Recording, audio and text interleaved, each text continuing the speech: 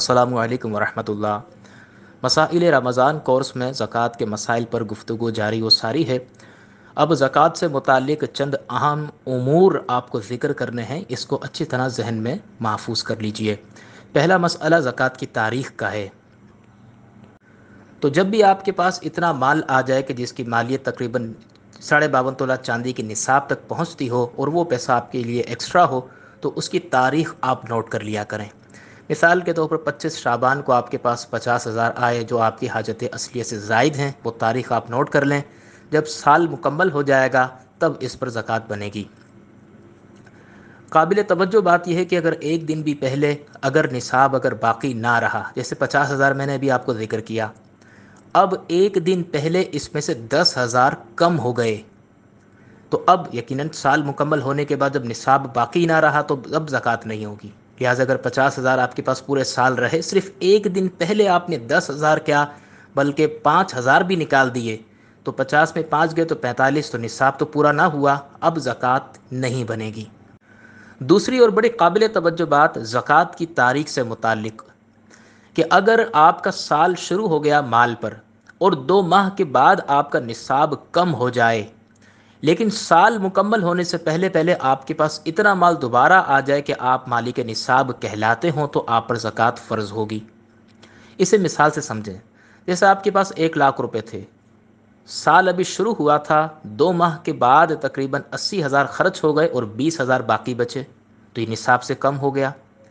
لیکن ہوا ایسا کہ اگلے 10 ماہ بعد، یعنی جب آپ کا فرسٹ شعبان جب آیا، تو اس سے پہلے آپ کے پاس تقریباً 1,00,000، 1,50,000، 2,00,000 روپے اور آپ کے پاس آ گئے، یا مثال کے طور پر چلیں اس میں تقریباً 30,000، 35,000 اور آپ کے پاس کہیں سے آ گئے کہ جب دونوں کو شامل کیا تو نصاب کے برابر آپ کی مالیت پہنچ گئی، تو اب آپ پر زکوٰۃ فرض ہوگی۔ یعنی ایسا نہیں ہے کہ جب درمیان میں آپ کا نصاب کم ہو جائے تو آپ کی مالیت کم ہونے کی وجہ سے اب آپ کا زکوٰۃ کا جو شروع ہونے والا معاملہ تھا وہ ختم ہو جائے گا، ایسا نہیں ہے۔ بلکہ درمیان میں کچھ نہ کچھ اگر چند روپے بھی اگر آپ کے پاس تھے تو اب یہ کہ سال چلتا رہے گا، لیکن شرط یہ ہے کہ سال مکمل ہونے سے پہلے پہلے کچھ آ جائے۔ ایک اور مثال سے سمجھ لیں۔ جیسے آپ کے پاس 1,00,000 روپے تھے، 80,000 خرچ ہو گئے، 20,000 باقی بچے، اور جب سال مکمل ہوا تو 20,000 ہی تھے، اب کوئی زکوٰۃ نہیں ہے، کیونکہ سال مکمل ہونے سے پہلے اگر آپ کا نصاب اگر بن جاتا تب ہوتی، اب نہیں ہے۔ تیسری کنڈیشن، تیسری مثال اور اس کی وضاحت اور ہو جائے گی۔ مثال کے طور پر آپ کے پاس 1,00,000 روپے تھے، درمیان میں آپ کو 20,000 کیا بلکہ ساری پیسے خرچہ ہو گئے، حتیٰ کہ آپ کے پاس کچھ بھی نہیں بچا، تو پھر یاد رکھیے گا اب وہ جو آپ نے فرسٹ شعبان کی جو تاریخ نوٹ کر کے رکھی تھی کہ میرے پاس 1,00,000 روپے آ گئے، اب جب 2 ماہ کے بعد آپ کے پاس 1 روپیہ بھی نہیں بچا، کچھ بھی نہیں ہے، تو اب وہ اعتبار ساقط ہو جائے گا۔ اب نئے سرے سے آپ کے پاس اگر 50,000، 48,000 اتنے کے جو مالیت تک پہنچ جاتے ہو، 52.5 تولہ چاندی تک، اب جب آپ کے پاس آئے گا اب نئی تاریخ کا لحاظ ہوگا۔ تو یہ 3 مسئلے اچھی طرح سمجھ لیں جو میں نے آپ کو بتا دیے۔ نمبر 1 کیا کہ اگر آپ کے پاس شروع میں مال تھا، درمیان میں کچھ نہ کچھ آپ کے پاس تھا، اور آخر میں آپ کے پاس کچھ بھی نہیں بچا، تو یعنی نصاب سے کم رہا، تو اب زکوٰۃ فرض نہیں ہے۔ دوسری کنڈیشن کیا ہے؟ درمیان میں مال ہلاک ہوا لیکن کچھ نہ کچھ رقم آپ کے پاس پھر بھی تھی، اور سال کے آخر میں پھر آپ کے پاس اتنا پیسہ آ گیا جو نصاب تک پہنچتا تھا، اب زکوٰۃ بنے گی۔ اور تیسری کنڈیشن کیا ہے جو بھی آپ کو ذکر کی میں نے، کہ اگر شروع میں آپ کے پاس پیسہ تھا لیکن بیچ میں آپ کے وقت دیوالیہ نکل گیا، کچھ بھی رقم نہ بچی، تو اب اگر آئندہ آپ کے پاس جب پیسہ آئے گا تو پھر نئی تاریخ کا لحاظ ہوگا، اب سال مکمل ہونے پر آپ پر زکوٰۃ فرض نہیں ہوگی۔